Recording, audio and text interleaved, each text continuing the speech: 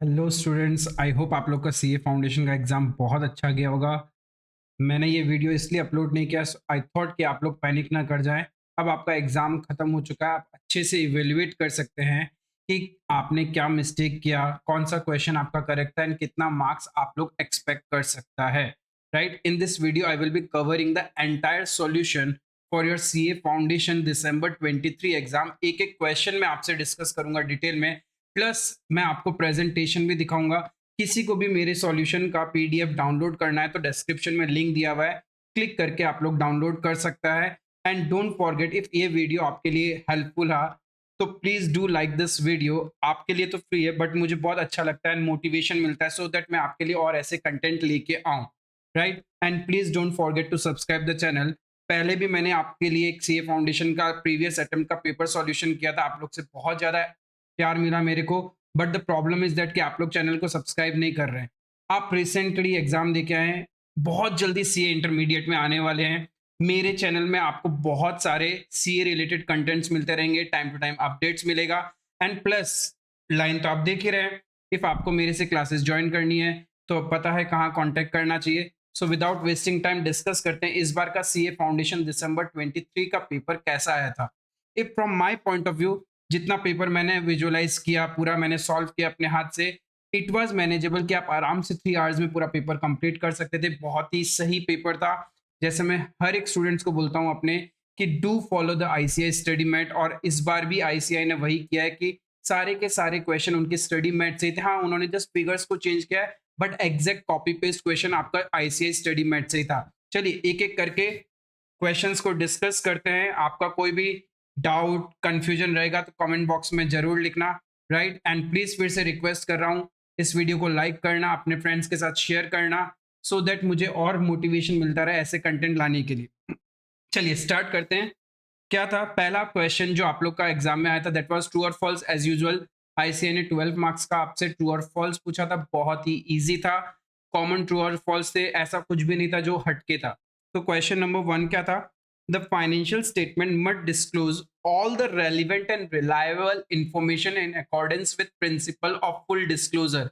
Was it true or false? Yes, it is true. Principle of full disclosure क्या बोलता है? That financial statement should disclose all the information. Clear है? तो इसको आप contradictory भी लिख सकता था कि फुल डिस्क्लोजर बोलता है सब कुछ डिस्क्लोज करो, चाहे रिलायबल है, चाहे रेलिवेंट है या नहीं है।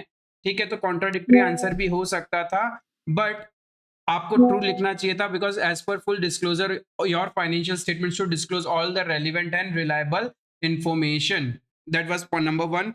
Number 2, the gain from sale of capital asset is added to revenue to ascertain the net profits of the business। क्या वो रेवेन्यू में ऐड होगा आपका? आपने कोई भी एसेट्स को सेल किया है तो it's a capital receipts for you, it's a capital income, but net profit calculate करने के लिए हम लोग पीएनएल का क्रेडिट में इसको दिखाता है। So this statement was also true. Next, depreciation is a non-cash expense and non-operating expense which is to be provided for if there are profits। बिल्कुल गलत, बिल्कुल गलत। क्योंकि डेप्रिसिएशन एक नॉन कैश एक्सपेंस तो है, but it's not non operating, it's an operating expense. And चाहे business में प्रॉफिट हो चाहे लॉसेज हो, आपको अपने बुक्स में डेप्रिसिएशन का एक्सपेंस शो करना ही होता है। So this statement was false. Next, sum of the years digit method is an example of accelerated method of charging depreciation। बिल्कुल true। It is somewhat like a WDV method। इसमें क्या होता है, initial year में depreciation ज्यादा होता है, फिर धीरे धीरे डेप्रिसिएशन का वैल्यू कम होता जाता है। Next, inauguration expenses of rupees 10 lakh incurred on the new unit in an existing business is a capital expenditure। बिल्कुल नहीं, फॉल्स, बिकॉज कैपिटल एक्सपेंडिचर क्या होता है? Expenditure on the asset till put to use और workable condition तक लाने तक जो खर्चा होता है उसको हम लोग कैपिटल एक्सपेंडिचर बोलते हैं। एक बार आपका बिल्डिंग रेडी है यूज करने के लिए, एक बार आपका यूनिट रेडी हो चुका है रेडी करने के लिए, उसके बाद आप इनोग्रेशन एक्सपेंस करो, पंडित जी को बुलाओ, किसी सेलिब्रिटी को बुलाओ, all such expenses are not capital expenditure. I hope clear है। Then discount column of cash book records the trade discount. Trade discount का हम कोई अकाउंटिंग करते ही नहीं है, we record only two discount, that is discount allowed and discount received, that too cash वाला। Trade discount का कोई अकाउंटिंग होता ही नहीं है। Discount column of a cash book records cash discount allowed and cash discount received. I hope आप सबने भी यही किया होगा। मैं आपके साथ सॉल्यूशन दिखा देता हूं। इस तरीके से आपको आंसर्स लिखना था। आई होप नंबर 1 ए आप सबने प्रॉपर्ली किया होगा एंड एग्जैक्टली आपको 12 मार्क्स इसमें मिल जाएंगे। चलिए चलते हैं नेक्स्ट क्वेश्चन के अंदर में। नंबर 2 1 का बी, ये भी आपका थ्योरेटिकल क्वेश्चन आया था, बहुत ही इजी सा क्वेश्चन था, आईसीए का स्टडी मैट से ही था। पूछा है conversion cost, explain briefly the following terms. Conversion cost, conversion cost क्या होता है? जब आप रॉ मटेरियल को प्रोसेस करके फिनिश गुड्स बनाता है, रॉ मटेरियल को प्रोसेस करके फिनिश गुड्स बनाता है, देन जो खर्चे लगते हैं उसको हम लोग कन्वर्जन कॉस्ट बोलते हैं। जैसे कि direct labour, indirect variable overhead, fixed overhead, उसको अपन कन्वर्जन कॉस्ट बोलता है। देन डिमिनिशिंग बैलेंस मेथड, बहुत इजी सा क्वेश्चन था। डिमिनिशिंग बैलेंस मेथड क्या होता है? डिमिनिशिंग बैलेंस मेथड मतलब WDV method. It is a method under which depreciation is charged on the book value of asset every year। हम लोग cost value पे charge नहीं करता है, depreciation is charged on the book value of asset and every year depreciation keeps on reducing। इसको हम लोग reducing balance method भी बोलते हैं, diminishing balance method तो बोलते ही हैं, या फिर book value method भी बोलते हैं। आई होप क्लियर है। मनी मेजरमेंट कंसेप्ट बहुत इजी, क्लास 11 से आप लोग पढ़ते आ रहा है। मनी मेजरमेंट कंसेप्ट क्या बोलता है? As per this concept only those transactions which can be measured in terms of money are recorded in business। Any transactions which cannot be measured in terms of money we do not record in business। Because of this concept we record quantitative information, not qualitative information related to business। I hope this is clear। Then realization concept, realization concept is somewhat related to cost concept। realization concept is somewhat related to cost concept। ये क्या बोलता है कि आप अपने books में asset को cost पे ही रिकॉर्ड करता है, उसकी मार्केट वैल्यू को इग्नोर करता है अनटिल एंड अनलेस जब तक आप उस एसेट से रियलाइज न कर ले। That was the realisation concept. So ये आपको थोड़ा थोड़ा सा डिस्क्रिप्शन में लिखना था। जैसे कन्वर्जन कॉस्ट मैंने आपको बोला, diminishing balance method, then money measurement concept and realisation concept. Theoretical question था, बहुत इजी क्वेश्चन था। इफ आपने 2-3 लाइन 4 लाइन लिखा है तो मान के चलो आईसीआई की तरफ से आपको कंप्लीट मार्क्स उस पर मिलने वाले हैं। तो ये बहुत ही इजी सा क्वेश्चन था। 12 मार्क का ट्रू और फॉल्स हो गया, 4 मार्क का ये थ्योरी हो गया, तो 16 मार्क्स तो आप यहाँ पे इजीली गेन कर सकते थे, that too at a minimal point of time. बहुत कम समय लगा होगा आपको इसको सॉल्व करने के लिए। नंबर सी, 1 का सी आपसे पूछा था वैल्यू ऑफ क्लोजिंग स्टॉक निकालना है। यहाँ पे क्वेश्चन में आपके पास में ओपनिंग स्टॉक दिया हुआ था, cash sales, credit sales, purchase, manufacturing expense. तो ओपनिंग स्टॉक निकालने का 2 तरीका था। यहाँ पे क्या था कि आपके पास एबनॉर्मल आइटम्स है, एबनॉर्मल आइटम्स। तो हमने क्या सीखा था वैल्यूएशन ऑफ इन्वेंट्री के चैप्टर में कि एबनॉर्मल आइटम्स ओपनिंग स्टॉक से भी हटा देंगे और सेल से भी उसको हटा देंगे। इफ आपने एबनॉर्मल आइटम्स, जैसे 147,500 में आपका एक एबनॉर्मल आइटम है, एक आइटम था previous year which original cost was 50,000, जिसमें आपने राइट ऑफ कर दिया था 12,500, यानी आपकी ओपनिंग स्टॉक में एक एबनॉर्मल आइटम आ रहा होगा 37,500, तो वो आपको माइनस करना था। एंड कॉरेस्पॉन्डिंगली इसका जो सेल्स वैल्यू है, इस एबनॉर्मल आइटम का जो सेल्स वैल्यू है, वो भी आपको सेल्स में से माइनस करना था। आपकी जो टोटल सेल्स रहेगी उसमें से 40,000 आपको माइनस कर देना था। पहला तो चीज ये ध्यान में रखना था। सेकेंड, आप कैसे निकालोगे? Opening stock plus net purchases plus direct expenses minus cost of sales कर देंगे, तो हमारे पास ईयर एंड में कितना क्लोजिंग स्टॉक है वो पता चल जाएगा। क्लियर है? तो ओपनिंग स्टॉक में आपको एबनॉर्मल आइटम माइनस करना है, सेल्स के अंदर में हम लोग क्या करेंगे, कॉस्ट ऑफ सेल्स कंसीडर करना है, तो जीपी माइनस करना पड़ेगा। परचेजेस काउंट कर लेंगे, मैन्युफैक्चरिंग एक्सपेंस काउंट करेंगे, एडवर्टाइजमेंट एक्सपेंस काउंट नहीं करना था, एडवर्टाइजमेंट एक्सपेंस काउंट नहीं करना था। और एक चीज जो अच्छा था इस क्वेश्चन में, जीपी परसेंटेज कॉस्ट पे दिया हुआ था, 25% ऑन कॉस्ट है। जीपी परसेंटेज क्या है आपका? 25% कॉस्ट, तो आप डायरेक्टली सेल्स पे मल्टीप्लाई नहीं कर सकते थे। तो आपको क्या करना था? सबसे पहले 5,50,000 प्लस 4 लाख 9,50,000, उसमें से ये 40,000 आपको माइनस करना था, तो आया होगा आपका 9,10,000। बट ये तो सेल्स है, अपने को क्या चाहिए? कॉस्ट ऑफ सेल्स चाहिए, बट जीपी परसेंटेज तो कॉस्ट है, तो मुझे क्या करना चाहिए? रिजल्टेंट आंसर हम लोग को छोटा चाहिए। सेल्स बड़ा है, कॉस्ट कम होगा, तभी तो प्रॉफिट आएगा। तो मैं क्या करूंगा? डिवाइडेड बाय 125%, सो आपका cost of sales will be 7,28,000। इस तरीके से आपका वैल्यू ऑफ क्लोजिंग स्टॉक आया होगा 4,02,000 इन द एग्जाम हॉल। जिसका भी आया है मान के चलो आपको पूरा मार्क्स मिल चुका है। ओपनिंग स्टॉक में से क्या करना था? एबनॉर्मल आइटम्स को हटाना है, एबनॉर्मल आइटम्स को हटाना था अपने को, राइट। एंड सेल्स में से भी देखो कितना कंसीडर किया, 9,10,000 कंसीडर करना था, बिकॉज सेल्स में से भी उस एबनॉर्मल आइटम की सेल्स को आपको हटाना था। एंड क्लोजिंग स्टॉक का वैल्यू आएगा 4,02,000। आई होप ये क्वेश्चन आपका एकदम करेक्ट गया। बहुत इजी सा क्वेश्चन था, आपका स्टडी आईसीआई का स्टडी मेट से कॉपी पेस्ट क्वेश्चन है, जस्ट उन्होंने फिगर्स को चेंज कर दिया। चलते हैं नेक्स्ट क्वेश्चन में। क्वेश्चन नंबर 2 है, बहुत ही easy, very very very very easy question आपसे पूछा गया 8 मार्क्स में। इससे इजी क्वेश्चन आईसीआई आपको क्या ही देगा बैंक रिकंसिलिएशन स्टेटमेंट में। बस आपको क्या ध्यान रखना था, यहाँ पे बैंक रिकंसिलिएशन स्टेटमेंट ओवरड्राफ्ट का क्वेश्चन था। तो ओवरड्राफ्ट के क्वेश्चन को आप दो तरीके से सॉल्व कर सकते थे। या तो आप ओवरड्राफ्ट को पॉजिटिव फिगर मान के सब कुछ चेंजेस कर सकते थे, या फिर जैसे आपने क्लास 11 में सीखा था प्लस आइटम और माइनस आइटम, उस तरीके से कर सकते थे। मैंने दोनों प्रेजेंटेशन आपको इस सजेस्टेड सॉल्यूशन में दिया, जब आप डाउनलोड करोगे तो आपको पता चल जाएगा। क्लियर है? तो सबसे पहले जैसे आईसीआई की बुक्स में सॉल्व किया हुआ रहता है, आईसीआई क्या करती है कि ओवरड्राफ्ट को पॉजिटिव बैलेंस की तरह ट्रीट करके सॉल्व करती है। तो हमें यहाँ पे क्या करना था, हमारे पास पासबुक का बैलेंस है और हम लोग को कैश बुक का बैलेंस निकालना है, right. And since it is an overdraft question, तो अपने को रिवर्स जाना है। तो changes will be made in cash book, not in passbook. Clear है? तो पहला पॉइंट था, check of 12,10,000 were issued in the last week of December, but of these 1,40,000 only presented for payment। इसका मतलब हमने कैश बुक से 2,10,000 minus कर दिया है, लेकिन पासबुक में अभी तक सिर्फ 1,40,000 माइनस हुआ है। तो चेंजेस कैश बुक में हो सकता है, तो हमने पासबुक में तो सिर्फ 140 माइनस किया है और कैश बुक में ज्यादा माइनस कर रखा है। तो व्हाट वी विल डू, 70,000 को एड बैक कर देंगे, 70,000 एड बैक हो जाएगा। क्लियर है? Then next point, a check for rupees 19,200 drawn for the payment of telephone bill had been entered in the cash book as 29,200। हमने drawn किया है मतलब इशू किया है, but was shown correctly in the bank statement।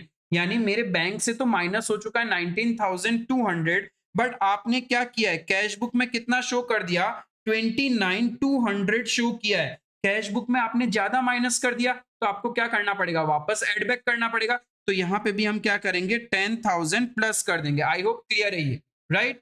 Then next point, a cheque received of ₹37,520 enter twice in the cash book. हम लोग को मिला है, तो हमने कैश बुक में 2 बार प्लस कर दिया, लेकिन पासबुक में तो एक ही बार प्लस हुआ होगा। तो हम लोग क्या करेंगे, एक बार इसको माइनस कर देंगे, 37,520 माइनस होगा।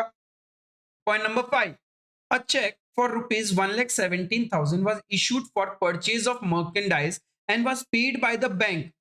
ऑलरेडी बैंक से माइनस हो चुका है, लेकिन हमने उसको कैश बुक में रिकॉर्ड नहीं किया, चेंजेस तो कैश बुक में करना है। So what we will do, हम लोग माइनस कर देगा 1,17,000। आई होप क्लियर है। Then interest on overdraft and bank charges amounting to 3,500 were not entered in the cash book। Already passbook से interest on overdraft bank charges तो हमारे लिए खर्चा है, तो पासबुक से माइनस हो चुका, लेकिन हमने उसको कैश बुक में रिकॉर्ड नहीं कर रखा। तो क्या करेंगे, अभी हम लोग कैश बुक में रिकॉर्ड कर लेंगे, changes can be made in cash book. तो 3,500 माइनस होगा। Then a cheque for 45,000 was credited in the passbook but was not recorded in the cash book. Cheque credit हो चुका है, इसका मतलब पासबुक में प्लस हो चुका है, लेकिन हमने उसको कैश बुक में प्लस नहीं किया। तो अभी अपन क्या करेगा, कैश बुक में इसको प्लस कर देगा बीआरएस बनाते वक्त। I hope this is clear, right. Then next point, a bill of exchange for ₹26,200 which was discounted with the bank returned dishonored but no entry was made in the cash book। Dishonour हो गया और हमने bank से discount कर रखा, तो bank तो हमारा पैसा कट कर लेगा। तो बैंक ने तो हमारा पैसा कट कर लिया होगा, लेकिन हमने उसको कैश बुक में अभी तक माइनस नहीं किया। सो अभी क्या करेंगे, कैश बुक में उसको माइनस कर लेंगे। Next, payment side of the cash book has been undercast. Payment side का मतलब होता है माइनस, माइनस हमने कम दिखा रखा है कैश बुक में, लेकिन पासबुक में तो करेक्टली आ रहा होगा। तो अभी अपन क्या करेगा, इसको माइनस कर देगा। That was your point number 9। That's it, खत्म, इतना सा ही करना था। ये सब आपने किया होगा, इफ आपने ये सब करेक्ट किया। हाँ, अब किसी को लग रहा होगा भैया मैंने तो प्लस नहीं किया माइनस किया। हाँ, हो सकता है आपने दूसरे तरीके से किया। आपने क्या किया होगा, ओवरड्राफ्ट वाली वैल्यू को माइनस कॉलम ही ट्रीट किया है, एंड जो चीज मैं प्लस लिख रहा हूं वो चीज आपने माइनस की होगी, और जो माइनस किया वो आपने प्लस किया होगा। उससे भी फर्क नहीं पड़ता, आईसीआई उस सॉल्यूशन को भी एकदम करेक्ट मार्क्स देगा। सो आपका करेक्ट फाइनल मार्क, फाइनल जो आंसर आया होगा that will be overdraft as per cash book 1,76,780। If आप लोग का भी यही आंसर है, चाहे आपने इस तरीके से किया, कुछ बच्चों ने इस तरीके से किया होगा जो आपके स्क्रीन में दिख रहा है, एंड कुछ बच्चों ने इस तरीके से किया होगा। ओवरड्राफ्ट को माइनस कॉलम में ही दिखाया है, एंड देन बाकी चीजें जो मैं प्लस कर रहा था वो माइनस साइड में, और जो माइनस कर रहा था उसको आपने प्लस साइड में लिखा होगा। But at the end of the day your answer will be same, overdraft as per cash book 1,76,780। If आपने ऐसा किया, बहुत ही इजी सा क्वेश्चन था ये, तो फ्री में आपके 8 मार्क्स थे जो आपने अचीव कर लिए होंगे। ये पूरा का पूरा पेपर ट्रस्ट मी इजीली आप 60-70 प्लस लेके आ सकते थे, एंड आई होप आप लोग का आएगा भी, आपसे ज्यादा मिस्टेक्स नहीं हुआ। बाई चांस आप घबराना मत, इफ थोड़ा बहुत सिली मिस्टेक्स भी हुआ है तो आपको स्टेप मार्किंग मिलता है, पूरा जीरो नहीं होता है अकाउंट्स में। चलते हैं next question, income and expenditure. NPO से एक क्वेश्चन आया था, ठीक है, बहुत ही इजी सा क्वेश्चन था, reverse calculation as it is question ICAI का स्टडी मेट में भी है, बहुत इजी सा क्वेश्चन था। आपको क्या करना था, रिसिप्शन पेमेंट अकाउंट बनाना है और बैलेंस शीट भी बनाना था ईयर एंड में। लेकिन बैलेंस शीट बनाने के लिए आपको क्या करना था, ओपनिंग बैलेंस शीट भी ड्राफ्ट करना था as a working note, so that you could find out the opening capital.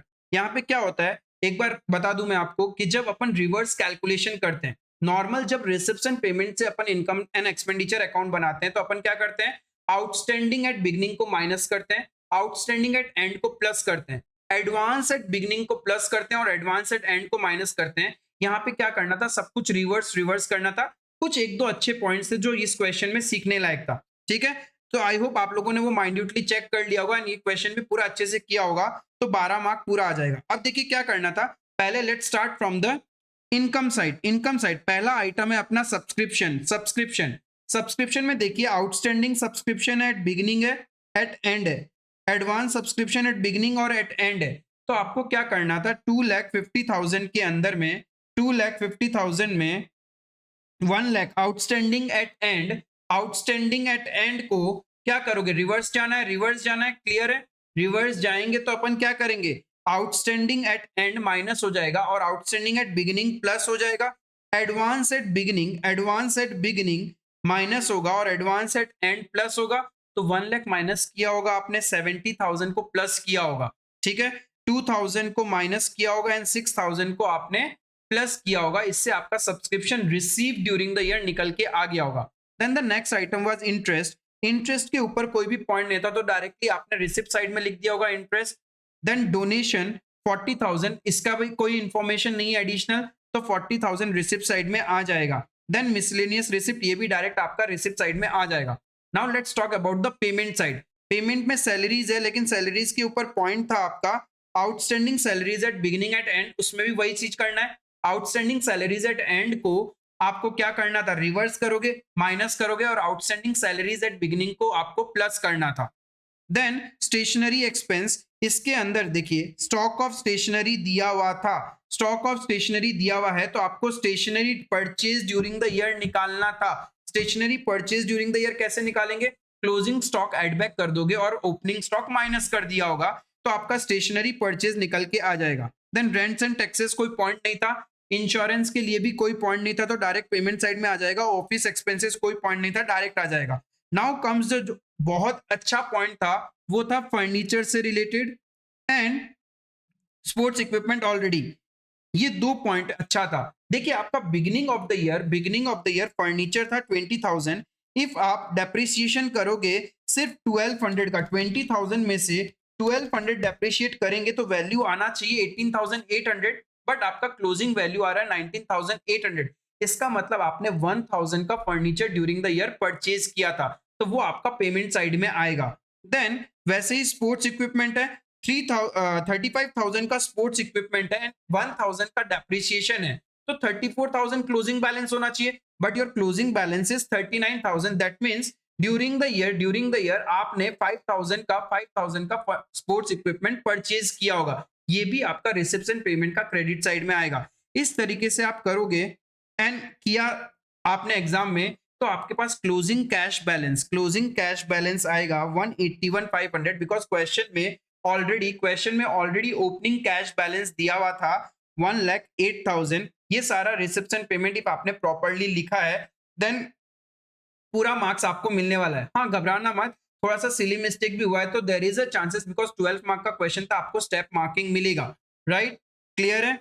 And चलते हैं आगे, बैलेंस शीट। अब ईयर एंड का बैलेंस शीट बनाने के लिए आपको सबसे पहले ओपनिंग बैलेंस शीट बनाना था। तो क्वेश्चन के अंदर में जो जो ओपनिंग डेटा था, वो आपने क्या किया होगा, बैलेंस शीट में पुट कर दिया अपन का ओपनिंग बैलेंस शीट के अंदर में। तो बैलेंसिंग फिगर कैपिटल फंड आया होगा 4,02,000, 40,24,000, 40,24,000, ये आपका ओपनिंग कैपिटल फंड है। And then closing balance sheet draft किया तो क्लोजिंग बैलेंस शीट का टोटल आएगा 41,08,300। आई होप इफ आप लोगों ने भी यही सारा चीज किया है, इसी तरीके से प्रेजेंटेशन किया है एंड सब कुछ आपने कैलकुलेशन शो किया। अब दो चीज होता है, कुछ लोग वर्किंग नोट्स बनाते हैं, कुछ लोग क्या करते हैं, इनर कैलकुलेशन किया होगा। दोनों ही वे करेक्ट है। एंड इफ आपका यही प्रेजेंटेशन है, आपका भी क्लोजिंग कैश बैलेंस 181,500 आया है, बैलेंस शीट का टोटल ऐसा आया है, तो पूरा कंप्लीट 12 मार्क्स आपको मिलने वाला है। आप ऐड कर लीजिए, हाँ 12 मार्क्स, चलो मेरा एनपीओ में भी आ गया। ठीक है, चलिए नेक्स्ट क्वेश्चन डिस्कस करते हैं।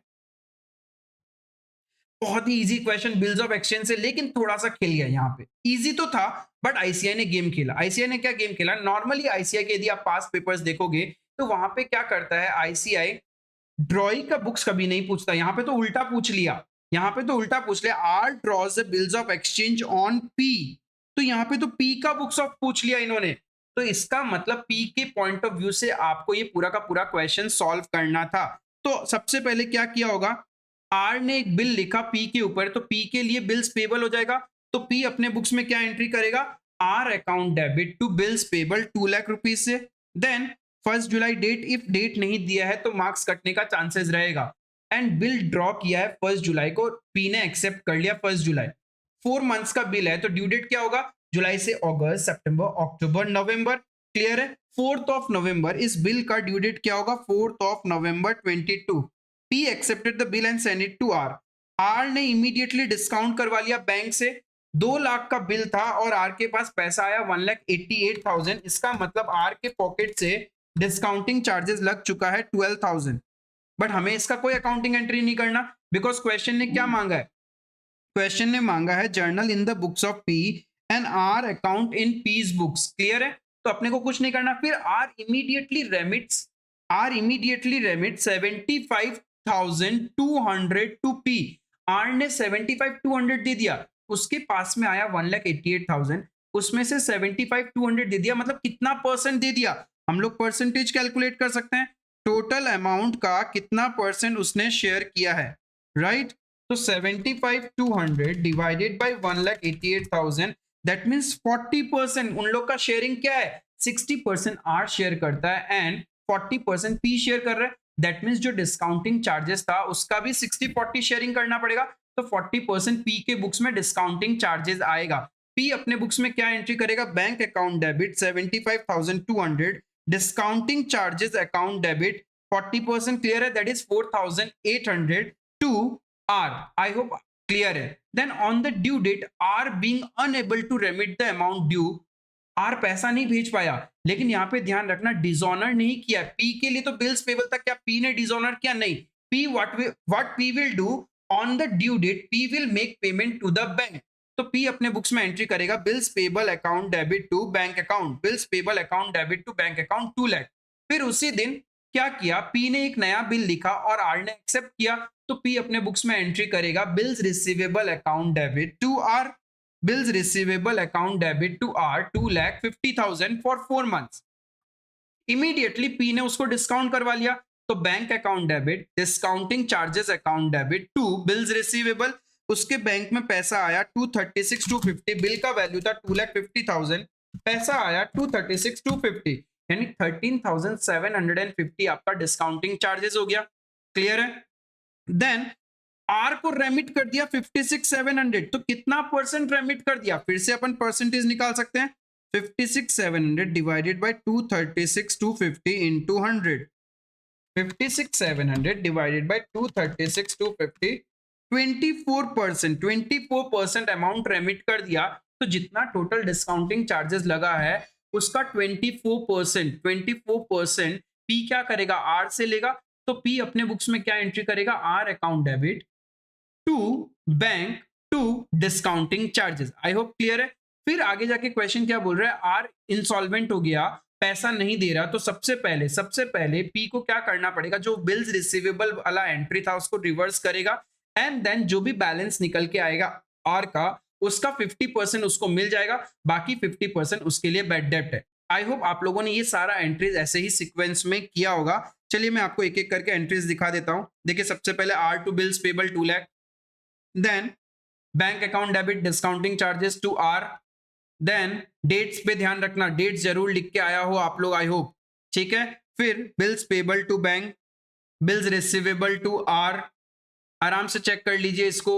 इफ आपको लग रहा है कि, मैं फिर से बोल रहा हूं आपको कि if you want this complete solution, तो आपको ये सॉल्यूशन मिल जाएगा। डिस्क्रिप्शन में मैंने एक लिंक दे रखा है, आप उसमें क्लिक करोगे, गूगल ड्राइव का लिंक है, तो आपको ये पूरा का पूरा पेपर डाउनलोड हो जाएगा, सॉल्यूशन। तो आप अच्छे से गो थ्रू कर लीजिएगा आराम से, एंड कुछ भी है तो आप आगे पीछे करके देख सकते हैं, पॉज करके विजुअलाइज कर लीजिए, सोच लीजिए कि आपने क्या किया था, एंड ट्रस्ट मी आपको स्टेप मार्किंग भी मिलेगा। आप ऐसे घबराना मत कि आपने कोई एक दो एंट्री गलत कर दिया तो पूरा मार्क्स चला जाएगा, क्या नहीं, पूरा मार्क्स नहीं जाएगा। आईसीआई आपको स्टेप मार्किंग देता है, बट आपने फॉर्मेट बनाया हो, डेट्स लिखा हो, नरेशंस लिखा हो, तभी जाके आपको मार्क्स मिलने वाले हैं। तो इस तरीके say that was the question for bills of exchange. Last में आपका क्या हुआ होगा, आर से लेना था 1,80,000, 1,80,000 उसमें से 90,000 पी को मिल जाएगा, 90,000 will be debited to bad debts account. I hope आप लोगों का भी लास्ट एंट्री यही आया हो। एंड देन नॉर्मल था, एक अकाउंट बनाता था जो नॉर्मल लेजर अकाउंट जैसे बनाते हैं, वो इस जर्नल एंट्री से आपने बना दिया होगा एग्जाम हॉल में। नेक्स्ट क्वेश्चन बहुत ही इजी सा क्वेश्चन, एकदम कॉपी पेस्ट क्वेश्चन आईसीआई का स्टडी मेट से, एवरेज ड्यू डेट का एकदम कॉपी पेस्ट है, जस्ट उन्होंने क्या किया, फिगर्स चेंज कर दिया। तो यहाँ पे एवरेज ड्यू डेट निकालना था, क्या कर रहा है, मिस्टर बी जी को सेल करता है और जी बी को सेल करता है, राइट। तो यहाँ पे क्या करता है अपन, प्रोडक्ट मेथड, और क्वेश्चन में अच्छा बात क्या था कि बेस डेट क्या लेना है, वो क्वेश्चन खुद ही बता रहा है कि 20 अगस्त आपको बेस डेट लेना है, राइट। तो देखिए एवरेज ड्यू डेट आपने कैसे किया होगा, पहले जी की बात करते हैं। जी ने 20 जुलाई को परचेज किया होगा आर से, ठीक है, बी से परचेज किया जी ने, और क्वेश्चन में लिखा हुआ था 1 मंथ का क्रेडिट मिलता है, तो ड्यू डेट क्या होगा, 20th of August. Next transaction है 17th ऑफ अगस्त, तो ड्यू डेट 17th ऑफ सितंबर। देन 13th ऑफ सितंबर यानी ड्यू डेट होगा 13th ऑफ अक्टूबर।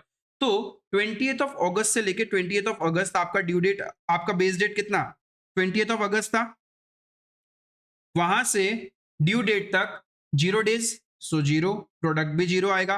फिर 20th ऑफ अगस्त से 17th of September 28 days, multiply करेंगे तो प्रोडक्ट आएगा इतना। सिमिलरली 20th ऑफ अगस्त से 13th ऑफ अक्टूबर आपका नंबर ऑफ डेज आएगा 54।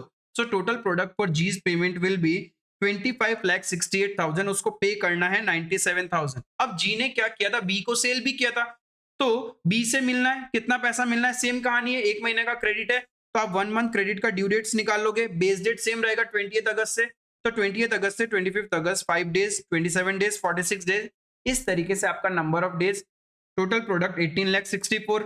क्लियर है। तो हम लोग difference of product and difference in amount करके एवरेज ड्यू डेट निकाल लेगा। तो एवरेज ड्यू डेट आपका आया होगा 16th of September, 16th of September. If आपका 16th ऑफ सितंबर आया है, देन आपका average due date properly correct है, ठीक है। यहाँ डेसिमल्स में आ रहा था 27.08, यहाँ एम्बिग्विटी है, कुछ लोग क्या करते हैं 27.08 को 28 डेज अप्रॉक्स ले लेते हैं, एंड सिंस 0.5 से नीचे था तो I prefer to take lower value, तो 27 डेज ही अप्रॉक्स आपको लेना चाहिए था। तो your correct answer should have been 16 सितंबर, might be ICAI 17th of सितंबर को भी करेक्ट दे दे, ठीक है। आई होप क्लियर है ये क्वेश्चन। नेक्स्ट क्वेश्चन फिर से और एक इजी क्वेश्चन, आईसीआई का स्टडी मेट से कॉपी पेस्ट क्वेश्चन आया था। अकाउंट करंट, कुछ भी नहीं करना था, यहाँ पे आपको एक अकाउंट करंट बनाना था। From the following particulars prepare account current as sent by Rose to Lily. तो अकाउंट करंट में आपको क्या ध्यान रखना था, सबसे पहले उसका हेडिंग, किसका अकाउंट बना रहे हैं, लिली का अकाउंट करंट बना रहे हैं with Rose, right, Lily in account current with Rose. If आपने इस हेडिंग में गड़बड़ी कर दिया तो आईसीआई आपका मार्क्स कट कर लेगा। देन एकदम नॉर्मल बेसिक सा क्वेश्चन था, जहां पे आपको ध्यान रखना था ओपनिंग बैलेंस के लिए, ओपनिंग बैलेंस के लिए include the first date, include the last date रहता है, सो नंबर ऑफ डेज आएगा 90। एंड देन नॉर्मल ट्रांजेक्शन था अकाउंट करंट का, जहां पे आपका मेन पॉइंट था इंटरेस्ट, आपका इंटरेस्ट आएगा 111.45, 111.45, इफ आपका ये इंटरेस्ट आया है और इसी तरीके से आपने प्रेजेंट किया है तो ये क्वेश्चन भी एकदम करेक्ट रहा होगा आपका। आई होप क्लियर है। प्लीज लाइक कर दो इफ आप लोग एक एक करके सॉल्यूशन चेक कर रहे हैं एंड आपको मेरा एफर्ट्स अच्छा लग रहा है कि मैंने आप लोग के लिए पूरा पेपर सॉल्व किया एकदम राइट टाइम पे, जब आपका जस्ट एग्जाम खत्म हुआ आपके लिए अपलोड कर रहा हूं, तो थोड़ा तो अप्रिशिएशन दे दो दोस्तों यार, थोड़ा सा प्लीज लाइक कर दो एंड सब्सक्राइब कर लेना। बाकी इंटरमीडिएट में आई होप मैं फिर से आप लोगों से मिलूंगा। इंटरमीडिएट से रिलेटेड आपको कोई भी क्लासेस करनी है, कोई भी क्वेरीज चाहिए तो नंबर है, आप मुझे कांटेक्ट कर सकते हैं। एंड कोई भी डाउट है related to the chapter and future guidance तो आप लोग कमेंट बॉक्स में कमेंट करना।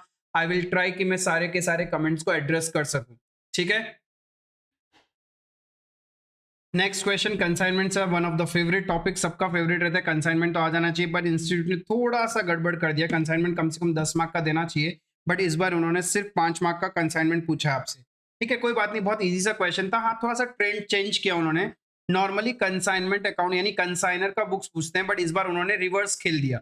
उन्होंने क्या क्या कंसाइनी के बुक्स में जर्नल पूछा है। तो हमने सीख रखा है क्लासेस में कि कंसाइनी अपने बुक्स में क्या करता है, वो कभी भी कंसाइनर जो गुड सेंड करता है उसका अकाउंटिंग नहीं करता। इवन कंसाइनर अपने पॉकेट से जो जो एक्सपेंसेस पे किया है उसका अकाउंटिंग भी नहीं करता। कंसाइनी के पॉकेट से जो जो एक्सपेंस होते हैं वो उसका एंट्री करता है, वो जो सेल्स किया है उसका अकाउंटिंग एंट्री करेगा, उसने जो पैसा या बिल्स का एक्सेप्टेंस दिया है उसका अकाउंटिंग एंट्री करेगा, एंड कमीशन ड्यू का एंट्री करेगा। राइट, तो ये भी क्वेश्चन सिंपल सा था, ज्यादा कुछ कॉम्प्लिकेटेड था नहीं, बहुत ही इजीली 5 मिनट्स में होने वाला क्वेश्चन था। क्या बोल रहा है, mister X consign goods costing rupees 1,50,000 to Y and spend 1,800 on insurance. अब एक्स है कंसाइनर, उसने भेजा वाई को और खर्चा किया 1,800 का, तो इसका अकाउंटिंग कंसाइनी अपने बुक्स में नहीं करेगा। Now next, mister Y receive the goods and spend 2,000 on freight. हाँ, ये अकाउंटिंग एंट्री करेगा। कंसाइनी क्या एंट्री करेगा, अब कंसाइनी जो भी एक्सपेंस करता है उस वो पैसा तो उसको क्या करना है, कंसाइनर से लेना है, तो कंसाइनी अपने बुक्स में एंट्री करेगा X account debit, X debit to cash account, क्योंकि पैसा जा रहा है। He also spend 1,500 on godown rent. अब ये गोडाउन रेंट भी कंसाइनर उसको रिम्बर्स कर देगा, तो कंसाइनी अपने बुक्स में क्या एंट्री करेगा, X account debit to cash, narration लिख देगा godown rent paid. Then mister Y send bank draft of 50,000 to mister X. Consignee ने पैसा सेंड किया, तो कंसाइनी अपने बुक्स में क्या एंट्री करेगा, X debit to bank 50,000 as advance. Right, then consignee ने 4/5 ऑफ द गुड सेल कर दिया फॉर 1,40,000, तो कंसाइनी ने सेल किया होगा, तो कंसाइनी अपने बुक्स में क्या एंट्री करेगा, debtor account debit, debtor account debit. और ये बुक्स कंसाइनी के बुक्स में थोड़ी सेल आएगा, वो क्या करेगा, ये पैसा किसको देना है, कंसाइनर को देना है, तो debtor account debit to X. कुछ बच्चे लोग इसको अज्यूम कर सकता था कि कैश सेल्स, तो वो लिखेंगे cash account debit to consignor that is X. Clear है। Then Y is entitled to a commission of 8%, 8% and commission मिलना है तो कमीशन ड्यू करेगा, commission is an income for consignee, तो कंसाइनी अपने बुक्स में एंट्री करेगा X debit to consign commission account. ठीक है, X debit to commission income 8%, 8% किसका, 1,40,000 का 8% यानी 11,200 कमीशन ड्यू कर लेगा। देन देखो अच्छा पॉइंट था बेड डेट्स, जहां पे गलती नॉर्मली स्टूडेंट्स कर देता है, यहाँ पे बेड डेट्स हुआ है 5,000, लेकिन जो कमीशन था that does not include del creditor, मतलब ये कमीशन का खर्चा किसको बियर करना है, कंसाइनर को। तो कंसाइनी सबसे पहले क्या एंट्री करेगा, bad debts account, bad debts account debit, bad debts account debit to debtor account, पहले अपने बुक से डेटर को कम करेगा। देन अल्टीमेटली ये बेड डेट्स किसको बियर करना है, कंसाइनर, तो कंसाइनी और एक एंट्री करेगा X debit to bad debts, X debit to bad debts. सिर्फ आपने भी ये सारा एंट्रीज किया है तो ये क्वेश्चन भी पूरा करेक्ट हुआ होगा, 5 मार्क आपको इजीली मिल जाएगा, प्रोवाइडेड आपने नरेशंस भी साथ में लिखा है। ठीक है, आप आराम से चेक कर सकते हैं, यही सारा एंट्रीज आपको करना था। आई होप क्लियर है। तो दैट वाज 3 क्वेश्चन, बहुत ही easily, question number 1 easy, 2 easy, 3 easy. हाँ, थोड़ा थोड़ा कुछ कुछ जगह इंस्टीट्यूट ने तो ट्रेंड चेंज किया है, बट जैसे कि मेरे स्टूडेंट्स का आदत रहता है कि first focus on the ICA study mat. अब देखिए, आप सीए फाउंडेशन क्लियर करके सीए इंटर में भी चले जाएंगे, क्या होगा, सीए इंटर में आपका क्या होता है, क्लासेस ज्वाइन करना है, तो वहां पे आप you will be fantasise towards जहां पे वो लोग अपने बुक्स दे रहे हैं या कुछ कर रहे हैं। ट्रस्ट में आपको उन सब के पीछे नहीं जाना है, you have to only focus, क्या ऐसा कोई फैकल्टी है, क्या ऐसा कोई इंस्टीट्यूट है जो आईसीए का स्टडी मैट को कवर करवाता है। Because at the end of the day ICA जो भी चीज पूछता है वो अपने स्टडी मैट से पूछता है। हाँ, फिगर्स कुछ और कुछ भी हो उससे हमें फर्क नहीं पड़ता है, लेकिन जो कंसेप्ट है, जो क्वेश्चंस का बेस है, वो सारा आईसीए स्टडी मैट से रहेगा। इफ उनके बुक्स में आईसीए स्टडी मैट कवर्ड है तो वो इंस्टीट्यूट आपके लिए प्रॉपर है। लेकिन यदि ओवर एक्सेस क्वेश्चन तो है, लेकिन उन्होंने अपने आईसीए स्टडी मैट के कुछ कुछ कंटेंट डिलीट कर रखे हैं, तो आप थोड़ा सा चेक कर लेना before joining the classes, right. आपके लिए एक अच्छा सा टिप दे दिया, तो इसके लिए तो लाइक कर दो, कम ऑन यार। चलिए नेक्स्ट क्वेश्चन डिस्कस करते हैं, क्वेश्चन नंबर 4A। बहुत इजी सा क्वेश्चन, फाइनल अकाउंट पूछ लिया यार, मजा आ गया था इस क्वेश्चन के अंदर में, तो कुछ करना ही नहीं था। इतना इजी सा क्वेश्चन था कि इजीली आपका बैलेंस शीट मैच कर गया होगा। चलिए आइए डिस्कस करते हैं। आपको क्या करना है, trading account, profit and loss account for the year ended 31 मार्च 23 बनाना था, एंड बैलेंस शीट भी बनाना था। क्या क्या आइटम दिया हुआ है, बैंक चार्जेस दिया हुआ है, ये तो अपना पीएनएल में जाएगा। बिल्डिंग बैलेंस शीट में, कैपिटल बैलेंस शीट में, कैरेज आउटवर्ड पीएनएल में, cash at bank balance sheet, cash in hand balance sheet, discount allowed ये भी आपका पीएनएल में, डिस्काउंट रिसिप्ट पीएनएल में, ड्राइंग्स बैलेंस शीट में कैपिटल से माइनस होगा, electricity charges PNL, freight on purchase direct expense है, ये ट्रेडिंग में जाएगा। Then furniture and fixture balance sheet, general office expenses PNL, insurance premium PNL, interest on loan PNL, loan balance sheet, printing and stationery PNL, purchase return trading, purchases trading, rent for godown PNL, salaries PNL, sales trading, sales return trading, stock ये opening stock है, ये आपका trading में वो opening stock करके आ जाएगा। Creditors balance sheet, debtors balance sheet, vehicle balance sheet, vehicle running expenses PNL. पहले तो ये क्लासिफाई कर लो, उसके बाद में आपको एक एक करके पॉइंट दिया था, बस उसका इंपैक्ट डालना था। वैल्यू ऑफ स्टॉक ऑन 31 मार्च, ये क्लोजिंग स्टॉक है, ये ट्रेडिंग अकाउंट में भी जाएगा प्लस बैलेंस शीट में भी जाएगा। This includes goods returned by customer to the value of 22,000 for which no entry has been passed. यानी क्लोजिंग स्टॉक में आपने एक गुड्स इंक्लूड कर रखा है जो सेल्स रिटर्न है, बट अपने बुक्स में आपने उसका अकाउंटिंग नहीं पास किया, तो अभी अकाउंटिंग पास कर देंगे। अकाउंटिंग पास करेंगे तो क्या होगा, sales return account debit to debtor. That means आपको सेल्स रिटर्न 22,000 से प्लस करना है, सेल्स रिटर्न 22,000 से प्लस करना है, प्लस प्लस डेटर्स भी आपको 22,000 से क्या करने हैं, माइनस करने पड़ेंगे। ये एडजस्टमेंट आपको करना था, ठीक है। Then next point, purchases include furniture purchase on 1 October. अरे ये तो कैपिटल एक्सपेंडिचर है, तो ये तो फर्नीचर में ऐड होना चाहिए, तो आपका फर्नीचर ऐड हो जाएगा 30,000 से, फर्नीचर में अपन ऐड कर देगा 30,000 और परचेज से माइनस कर देगा 30,000। फर्नीचर आपका प्लस हो जाएगा 30,000। बस डेप्रिसिएशन कैलकुलेट करने के टाइम आपको ये दिमाग में रखना था कि ये जो फर्नीचर आपने परचेज किया 1 अक्टूबर को परचेज किया है, दैट मींस इसमें सिर्फ 6 मंथ्स का ही डेप्रिसिएशन कैलकुलेट होगा, बस ये दिमाग में रखना था। फिर आपको नेक्स्ट पॉइंट ही डेप्रिसिएशन का बोल रहे, डेप्रिशिएट बिल्डिंग बाय 5%। तो नॉर्मल बिल्डिंग का वैल्यू दिया हुआ है, उसको अपन डेप्रिशिएट कर देगा 5%। फिर फर्नीचर एंड फिक्सचर में क्या ध्यान में रखना था, अभी जो 30,000 का एडजस्टमेंट हमने देखा है उस पे सिर्फ 6 मंथ्स का डेप्रिसिएशन कैलकुलेट होगा और बाकी फर्नीचर पे पूरे साल का डेप्रिसिएशन कैलकुलेट होगा। एंड व्हीकल पे नॉर्मल 20% डेप्रिशिएट करना था। Next point, sundry debtors include 35,000 due from Goku and sundry creditors include 25,000 due to him। यानी हमारा एक गोकू बोल के इंसान है, उससे पैसा मिलना है प्लस हमको उनको पैसा देना भी है, इसको हम लोग बोलते हैं म्यूचुअल ओइंग्स। तो बेटर है हम लोग नेट वैल्यू बुक्स में दिखाएगा, तो क्या करेगा, sundry debtors में से 25,000 माइनस कर देगा, कॉरेस्पॉन्डिंगली क्रेडिटर्स में से भी 25,000 अपन माइनस कर देगा, दिस इज म्यूचुअल ओइंग्स। तो सिर्फ हम लोग क्या करेगा, 10,000 को ही एज ए डेटर काउंट करेंगे।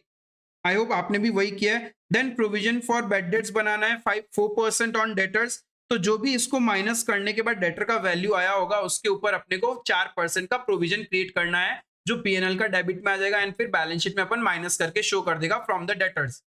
Next point, insurance premium include 42,000 paid towards proprietor life insurance. ये तो ड्राइंग्स हो गया, तो जहां पे इंश्योरेंस का खर्चा है वहां से अपन 42,000 माइनस कर देगा एंड ड्राइंग्स में ऐड हो जाएगा, 42,000 ड्राइंग्स में ऐड हो जाएगा। उसके बाद आपका इंश्योरेंस का एक्सपेंस बचा 40,500। आगे क्वेश्चन क्या बोल रहा है, insurance charges cover the period from 1 May to 30th of April. 1 May to 30th of April, 23 April तो नेक्स्ट फाइनेंशियल ईयर में, यानी एक महीने का प्रीपेड हो गया। एक महीने का प्रीपेड हो गया 40,500 डिवाइडेड बाय 12, यानी 3375 तो प्रीपेड इंश्योरेंस बोल के अपन को शो करना है। तो प्रीपेड इंश्योरेंस हमारा इंश्योरेंस से माइनस हो जाएगा एंड यही कॉरेस्पॉन्डिंगली बैलेंस शीट का एसेट साइड में अपन दिखाएगा। आई होप क्लियर है ये चीज। उसके बाद में तो कुछ था ही नहीं, फिर इजीली आपका बैलेंस शीट भी मैच कर जाएगा। तो आइए फटाफट सॉल्यूशन को मैच कर लीजिए। ट्रेडिंग अकाउंट बना के आपका ग्रॉस प्रॉफिट आया होगा 8,66,000। 8,66,000। प्रॉफिट एंड लॉस अकाउंट से नेट प्रॉफिट आएगा आपका 1,33,055 rupees. Provision for doubtful debts बनाना था 49,720। फर्नीचर एंड फिक्सचर पे डेप्रिसिएशन 33,600। क्लियर है। तो आपका जीपी आया होगा 8,66,000, NP 133,055 and then balance sheet को ड्राफ्ट करना था। बैलेंस शीट टोटल आया होगा 30,79,055। 30,79,055। आई होप इफ आप लोग का भी फाइनल अकाउंट ऐसा है। नॉर्मली इतना इजी क्वेश्चन आईसीआई नहीं पूछता है, इस बार तो बहुत इजी क्वेश्चन पूछ लिया। सबका बैलेंस शीट टैली हो गया होगा एक बार में, नहीं भी हुआ होगा तो घबराना मत, you will be getting the step marking. ठीक है, चलिए डिस्कस करते हैं next question. Very very very very easy question. Partnership का नॉर्मल पीएनएल अप्रोप्रिएशन अकाउंट पूछ लिया था। बस यहाँ पे क्या ध्यान में रखना था, आर का कमीशन और क्यू का कमीशन। क्या बोल रहा है कि प्रॉफिट ड्यूरिंग द ईयर है आपका 3,50,000 आपका प्रॉफिट है before the above items is adjusted, right? Before above items are adjusted. Just hold on guys.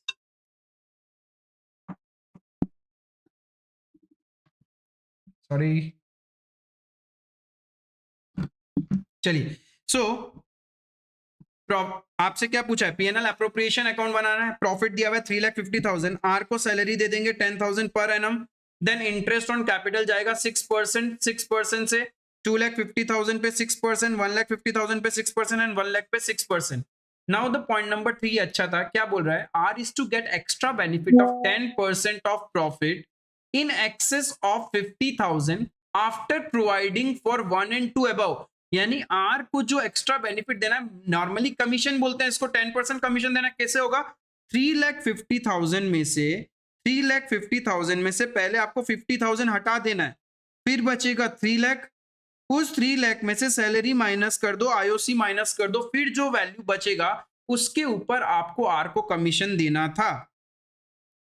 तो नॉर्मली प्रॉफिट लिख देंगे, 3,50,000 का प्रॉफिट आ गया, आर को सैलरी चला गया 10,000, इंटरेस्ट ऑन कैपिटल 15,000, 9,000 और 6,000, टोटल आईओसी 30,000। देन आर का कमीशन कैसे आएगा, 3,50,000 minus 50,000 minus 10,000 minus 30,000, the value जो भी बचेगा 2,60,000, उसका 10% 26,000 आर का कमीशन बनता था। Is it clear? Then point number 4 ये भी अच्छा था। क्या बोल रहा है, क्यू को कमीशन देना है 10% of profit after providing all the amounts in para 1, 2 and 3। यानी 3,50,000 में से 3,50,000 में से पॉइंट नंबर 1, पॉइंट नंबर 2 और पॉइंट नंबर 3 का वैल्यूज को माइनस करो, फिर जो भी रिजल्टेंट आंसर आएगा उस पर 10% क्यू को कमीशन देना था, राइट? तो अपन को क्या करना था, 3,50,000 minus this minus this minus this, जो भी रिजल्टेंट आंसर आएगा उसका 10% अपन क्यू को कमीशन दे देगा। क्लियर है? एंड देन जो भी प्रॉफिट बचेगा उसको as per profit sharing ratio बांट देना था। तो पी का शेयर में आएगा 127,800, क्यू के शेयर में 76,680 एंड आर के शेयर में 51,120। आई होप यही इजी सा पीएनएल अप्रोप्रिएशन। बहुत जन पार्टनरशिप छोड़ के जाते हैं, बट यदि उनको क्लास 12 का बेसिक कंसेप्ट भी क्लियर था तो आराम से उन्होंने ये क्वेश्चन कर लिया होगा। चलो let's move to question number 5। फिर से क्वेश्चन नंबर 5 पार्टनरशिप का पूछ लिया, लॉटरी ही लॉटरी लगा दी इस बार तो। पार्टनरशिप का बहुत ही इजी सा क्वेश्चन आया था, रिटायरमेंट का क्वेश्चन था। देखिए क्या बोल रहा है question, X Y and Z were partner sharing profits and losses in the ratio 5:3:2। Their balance sheet as on 31 March, उनका बैलेंस शीट दिया हुआ है। अब बैलेंस शीट के अंदर एक आइटम है जनरल रिजर्व, इसको हम लोग क्या करेगा, at the time of retirement old partner old profit sharing ratio में बांट देगा। आगे क्या बोल रहा है, Y retired from the business on 1 April two. अब कुछ रीवैल्यूएशन की बातें बोल रहा है, appreciate building by 20% and depreciate machinery by 5%। यानी बिल्डिंग का वैल्यू 20% से बढ़ाना है और मशीनरी का वैल्यू 5% से कम करना है एंड एक पीडीडी क्रिएट करना है 10%। तो मेरे डेटर्स जो है उस पर 10% का पीडीडी क्रिएट हो जाएगा। बस ये 2 पॉइंट ही थे आपके रीवैल्यूएशन से रिलेटेड। तो सबसे पहले क्या करेंगे, रीवैल्यूएशन अकाउंट बना लिया। रीवैल्यूएशन से प्रॉफिट आएगा 3000 का, जो हम लोग XYZ में शेयर कर लेंगे इन लोग as per their profit sharing ratio. Then हमारे पास क्वेश्चन के अंदर ओल्ड रेशियो था XYZ का, Y तो छोड़ के जा रहा है, न्यू रेशियो दिया हुआ है X और Z का, तो उससे हमने गेनिंग रेशियो निकाल लिया। So gaining ratio of X and Z comes at 10:14। 10:14 if आपने ऐसे इस तरीके से प्रेजेंटेशन शो किया है तो एक अच्छा इंप्रेशन बैठता है चेकर के लिए और उनके लिए मार्क्स अलॉट करना और इजी हो जाता है, राइट। सो 10:14 आपका गेनिंग रेशियो आया होगा। आगे चलते हैं, रीवैल्यूएशन का काम हो गया। नेक्स्ट है गुडविल का पॉइंट। गुडविल क्या है, 1,60,000, उसमें से Y का हिस्सा निकाल के Y का हिस्सा निकालेंगे और हम लोग क्या करेंगे, गेनर टू सैक्रिफाइसर। तो Y को मिलेगा और X और Z का कैपिटल कम हो जाएगा। एंड पॉइंट नंबर 4 है कैपिटल एडजस्टमेंट। पॉइंट नंबर 4 है कैपिटल एडजस्टमेंट। तो इसको एकदम लास्ट में करना चाहिए कैपिटल एडजस्टमेंट। सबसे पहले नॉर्मल पार्टनर्स कैपिटल अकाउंट बनाएंगे। पार्टनर्स कैपिटल में हमने ओपनिंग बैलेंस लिख दिया होगा, फिर जनरल रिजर्व को बांट देंगे। रीवैल्यूएशन से जो भी प्रॉफिट आया वो पार्टनर्स को क्रेडिट हो जाएगा। देन गुडविल एडजस्टमेंट, Y को मिलना है 48,000 उसके हिस्से का गुडविल और X एंड Z देंगे उसको इन the ratio 10:14। In the ratio 10:14, इसको और भी छोटा कर सकते हो आप लोग 5:7। बात तो एक ही है, ठीक है। एंड देन अपन क्या करेंगे, Y का जो भी बैलेंस है उसको पे ऑफ करना है। Y का जो भी बैलेंस है उसको पे ऑफ करना है, तो Y को पे ऑफ कर दो।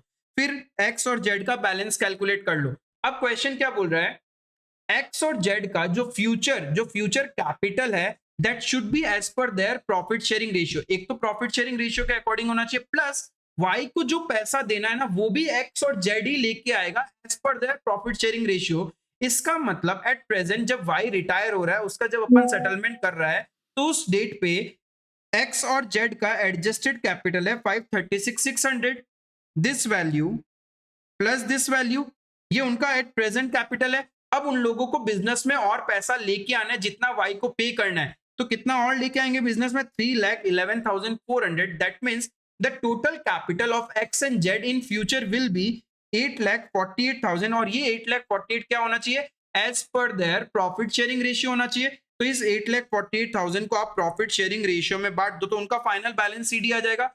When you will compare there present capital with the future capital, तो आपको पता चल जाएगा कि X को कितना पैसा लेके आना है और Z को कितना पैसा लेके आना है। आई होप आप लोगों ने भी इसी तरीके से किया होगा। हाँ, कुछ लोग क्या करते हैं, ऐसे ब्रॉड डाउन करके नहीं करते, डायरेक्टली कर देते हैं, उससे फर्क नहीं पड़ेगा। बट फाइनल वैल्यू ध्यान रखना, X और Z कितना लेके आएगा, 1,11,000 एंड 2,04,000, यही आपका आना चाहिए था। क्लियर है। एंड देन नॉर्मल रिटायरमेंट के बाद का हम लोग को बैलेंस शीट बोला है, तो एक चीज हमेशा ध्यान रखना होता है कि आफ्टर वाइज रिटायरमेंट ऐसा आपने लिखा हो बैलेंस शीट के साइड में, क्योंकि इसका भी कभी कभी स्टेप मार्किंग होता है। देयर इज अ चांसेस कि हाफ मार्क या 1 मार्क कभी कभी ICAI कट कर लेता है। And then normal balance sheet बनाना था। नॉर्मल बैलेंस शीट का टोटल आया होगा आपका 8,78,000।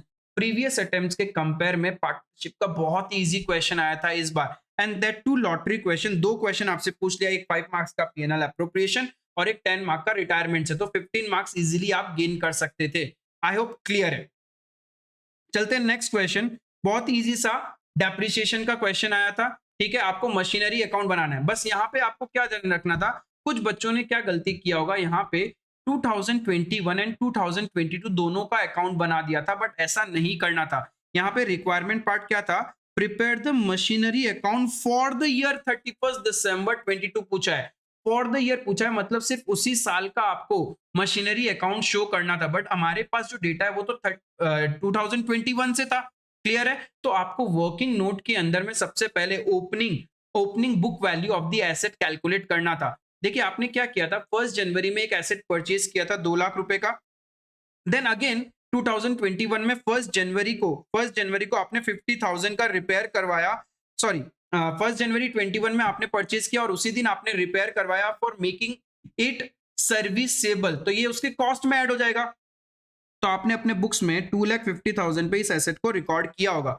देन अगेन 30 जून 21 प्रीवियस ईयर एक और एसेट परचेज किया और उसके इंस्टॉलेशन में खर्चा हो गया 15,000। सो टोटल वैल्यू आपने अपने बुक्स में रिकॉर्ड किया 3,65,000, 3,65,000 पे रिकॉर्ड किया होगा। अब इस एसेट पे पिछले साल जून से लेकर दिसंबर, दैट इज जून, जुलाई, अगस्त, सितंबर, अक्टूबर, नवंबर, दिसंबर, जून का तो नहीं लगेगा, तो जुलाई से दिसंबर 6 मंथ्स का डेप्रिसिएशन लगा होगा previous year. And where is जो हमने 1 जनवरी को परचेज किया था उस पे तो पूरा साल का डेप्रिसिएशन कैलकुलेट किया होगा। तो हम लोग क्या करेंगे, 2,50,000 से पूरा एक साल का डेप्रिसिएशन 10% माइनस कर देंगे, तो बुक वैल्यू मिल जाएगा beginning of the year, that is beginning of the year 1 January 22। Second hand machinery जिसको मैं M1 बोल दूं उसका वैल्यू 2,25,000। एंड जो सेकंड मशीन परचेज किया था उसको अपन M2 बोल दे, उसमें से कितना करना है, सिर्फ और सिर्फ 6 मंथ्स का ही डेप्रिसिएशन माइनस करना था आपको। 6 मंथ्स का डेप्रिसिएशन बोले तो 5%, 346,750, that is the opening value जो आपको एसेट अकाउंट में लिखना था। That is the opening value आपको एसेट अकाउंट में लिखना था 2,25,000 एंड 346,750, ये ओपनिंग वैल्यू आएगा। देन आप क्या कर रहे हो, जो M1 सेकंड हैंड मशीन खरीदा था उसको 30 जून में सेल कर रहे हो, तो सेल करने से पहले अपने को 6 मंथ्स का डेप्रिसिएशन करना है। डेप्रिसिएशन WDV मेथड था, तो 2,25,000 पे 6 मंथ्स का डेप्रिसिएशन 11,250। देन अपन का बुक वैल्यू आ जाएगा 2,25,000 minus 11,250, book value is 2,13,750, 2,13,750। But अपन सेल कर रहा है उसको 1,55,000 में, सो आपका लॉस हो गया 58,750 का। देन ईयर एंड में क्या किया होगा, जो ये M2 है इसको तो पूरा साल यूज किया, तो उसका पूरा का पूरा 10% डेप्रिशिएट हमने कर दिया ऑन दिस वैल्यू। तो closing balance of machinery account will be 3,12,075। And इस तरीके से आप इसका वर्किंग नोट दिखा सकता था कि कैसे आप ओपनिंग बुक वैल्यू कैलकुलेट किया। आई hope this is clear. If मेरा एफर्ट अच्छा लग रहा है, थक गया हूँ बोलते बोलते, प्लीज लाइक कर दो, चैनल को सब्सक्राइब कर लेना, और भी बहुत सारे कंटेंट मिलेंगे इंटर से रिलेटेड, CA फाउंडेशन से रिलेटेड, HS से रिलेटेड। तो प्लीज गाइज एंड अपने दोस्तों के साथ शेयर भी कर देना if this is helpful for you, right. चलिए चलो आगे चलता है। बहुत इजी सा question, triple column cash book normally नहीं पूछता है, कैश बुक पूछता है तो single column, double column, triple column पूछा, कोई प्रॉब्लम नहीं था। बस क्या ध्यान में रखना था, ट्रिपल कॉलम के अंदर डिस्काउंट कॉलम जो होता है उसका बैलेंसिंग नहीं होता है, because on the debit side we record discount allowed and on credit side we record discount received, तो बैलेंसिंग नहीं होता है। इसमें क्या ध्यान रखना था, लास्ट पॉइंट आपको ध्यान रखना था, जो भी कैश बैलेंस आपके बिजनेस में आ रहा है, जो भी कैश बैलेंस आपके बिजनेस में आ रहा है, 10,000 एज ए बैलेंस CD रहेगा, और उसके बाद जितना भी एक्सेस कैश है उसको आप कॉन्ट्रा एंट्री के पॉइंट ऑफ व्यू से बैंक में डिपॉजिट कर दोगे। क्लियर है। तो ट्रिपल कॉलम कैश बुक आया था, बहुत ही इजी सा क्वेश्चन था। ट्रिपल कॉलम कैश बुक में डिस्काउंट अलाउड का टोटल आया होगा 550, इसको डबल लाइन से बंद नहीं करना था बिकॉज हम लोग बैलेंसिंग नहीं करते हैं। एंड डिस्काउंट रिसीव का टोटल था 410। क्लोजिंग कैश बैलेंस 10,000, कितना एक्सेस था 22,700 जो एज ए कॉन्ट्रा एंट्री आप डिपॉजिट कर दोगे। क्लियर है। एंड उसके बाद आपको मिल जाएगा क्लोजिंग कैश बैलेंस। आई होप आप लोग को क्लियर, ठीक है। तो आपका क्लोजिंग कैश बैलेंस आएगा 10,000, वो बताया था। एक्सेस कितना है 22,700, वो एज ए कॉन्ट्रा एंट्री अपन बैंक में डिपॉजिट कर देगा, तो फाइनल बैंक का बैलेंस कितना आएगा 2,05,460। इफ आपके पास जो सॉल्यूशन आप डाउनलोड करोगे, हो सकता है एक प्रिंटिंग एरर, टाइपिंग एरर रह गया होगा, ठीक है, तो उसको आप लोग देख लेना, ठीक है। आप यहीं से टैली करना, this is the correct solution, क्योंकि वहां पे जब मैंने PDF कन्वर्ट किया होगा तो शायद कुछ एरर रह गया था। क्लियर है। चलिए नेक्स्ट क्वेश्चन, बहुत ही इजी क्वेश्चन, इससे इजी क्वेश्चन तो आ ही नहीं सकता। बस दिक्कत क्या था, दुख दर्द क्या था, दुख दर्द ये था भैया कैश बुक पूछ लिया, ये तो कभी पूछता नहीं है ICI, बट इस बार पूछ लिया, कोई बात नहीं, कैश बुक ही तो पूछा है। हमें क्या करना था, जो भी एंट्री रिलेटेड टू बैंक था, उसको हमें जर्नल में नहीं करना था, डायरेक्टली कैश बुक में रिकॉर्ड करना था। एंड प्लस पॉइंट क्या था, ना तो क्वेश्चन ने री इशू पूछा, ना तो क्वेश्चन ने बैलेंस शीट बनाने के लिए बोला, जस्ट फॉर फीचर तक का ही तो कहानी पूछा था। बहुत ही इजी सा क्वेश्चन था। कंपनी क्या कर रहा है, 2,25,000 इक्विटी शेयर इश्यू कर रहा है, फेस वैल्यू है 100 रुपए at a premium of 125, application पे 50 रुपए है, allotment including premium that is 25 plus 25, and final call पे 25 रुपीज। एप्लीकेशंस कितना आया, एप्लीकेशंस आया 29,000 shares, letter of regret were issued to applicant for 4,000 shares. भाई साहब प्रो राटा भी नहीं, 25,000 का इशू कर रहा था कंपनी, कंपनी के पास 29,000 एप्लीकेशन आया, 4,000 उन्होंने रिटर्न कर दिया, मतलब सिर्फ 25,000 वालों को 25,000 शेयर्स अलॉट किया है। यानी इसके अंदर में तो अप्लाइड और अलॉटेड वो सब निकालने का झंझट भी खत्म। आगे जाके क्वेश्चन क्या बोल रहा है, Mister A the holder of 150 shares fail to pay the allotment and call money, the shares were forfeited. अब मिस्टर ए के पास 150 शेयर्स था, उसने अपना अलॉटमेंट मनी नहीं दिया और कॉल मनी नहीं दिया और कंपनी ने उसके शेयर्स फॉरफिट कर लिए।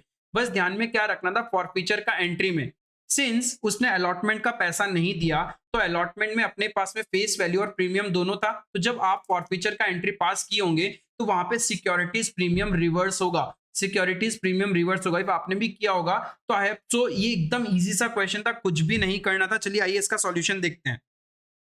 क्या था, पहले एप्लीकेशन रिसीव हुआ है तो उसका जर्नल नहीं करना था, डायरेक्टली कैश बुक में, बैंक कैश बुक में डेबिट साइड में आ जाएगा आपका to equity share application.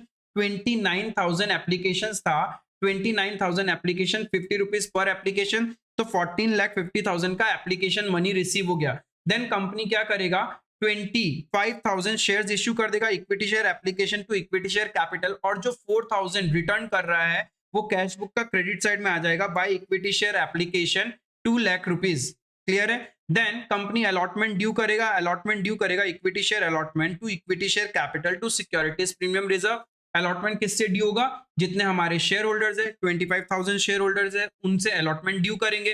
Then allotment का रिसीव एंट्री, रिसीव एंट्री में अपने को ध्यान में रखना है कि 150 शेयर्स जिसके पास थे वो पैसा नहीं दे रहा, उसको छोड़ के बाकी सारा पैसा हमें कैश बुक में शो करना था to equity share allotment 24,850 into 50 rupees करके।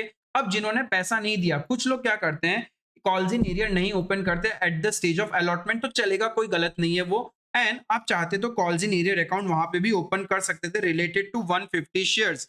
ये 150 शेयर होल्डर था जिससे 50 रुपए मंगवाया था, तो उसका एरियर है तो वो अपना कॉल्स इन एरियर में चला गया। सिमिलरली देन अपन फाइनल कॉल ड्यू करेंगे, फाइनल कॉल अगेन 25,000 शेयर्स पे ही ड्यू होगा 25 रुपीज करके, तो फाइनल कॉल ड्यू हो जाएगा। 25 था ना, कितना था, 25 रुपीज था, तो 25 रुपीज करके आपने ड्यू किया होगा। फिर अगेन 150 शेयर्स जिसके पास थे वो तो फाइनल कॉल नहीं देगा, the remaining share holder will pay their call money, वो पैसा आप कैश बुक में रिसीव कर लोगे। तो कैश बुक का फाइनल बैलेंस आएगा 31,13,750 बाय बैलेंस सीडी।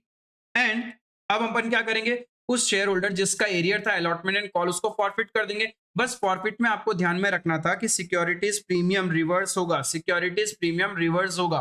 क्लियर है। तो फॉरफीचर में आपका पैसा गया होगा सिर्फ only and only related to application, that is 7,500, क्योंकि उसने सिर्फ उतना ही पैसा दिया था आपको।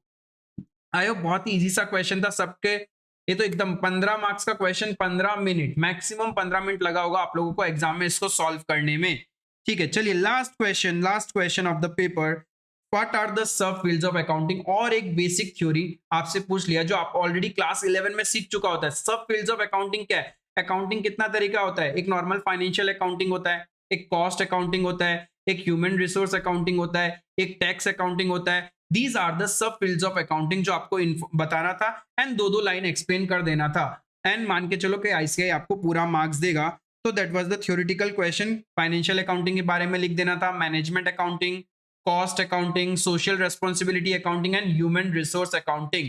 So that was your last question. I hope आप लोगों ने अच्छे से अपना पूरा का पूरा पेपर टैली कर लिया है एंड समझ में आ गया है कि कितना स्कोर आने वाला है। मुझे तो लग रहा है, मेरा तो गट फीलिंग बोल रहा है ऑन एन एवरेज हर बच्चा इस बार तो इस पेपर में 60 प्लस लेके आने वाला है। 60 नहीं, मुझे तो लग रहा है 70 प्लस जाएगा, क्योंकि इतना इजी पेपर आईसीआई ने पूछा। हाँ मानता हूँ कुछ कुछ question out of the box थे, मतलब जो आईसीआई का पैटर्न रहता है वैसा नहीं था, but still I find paper quite easy. आपको अच्छे से मेरा सॉल्यूशन समझ में आया होगा, ईच एंड एवरीथिंग आप टैली कर पाए होंगे। अगेन रिक्वेस्टिंग, इफ आपको ये वीडियो अच्छा लगा तो लाइक जरूर करना। Please guys do share with your friends and do subscribe to my channel. आपको फ्यूचर में कोई भी क्लासेस चाहिए तो लाइन तो चल ही रही है, आपको पता है कहाँ कांटेक्ट करना है। ठीक है, thank you, bye bye, that's all for today.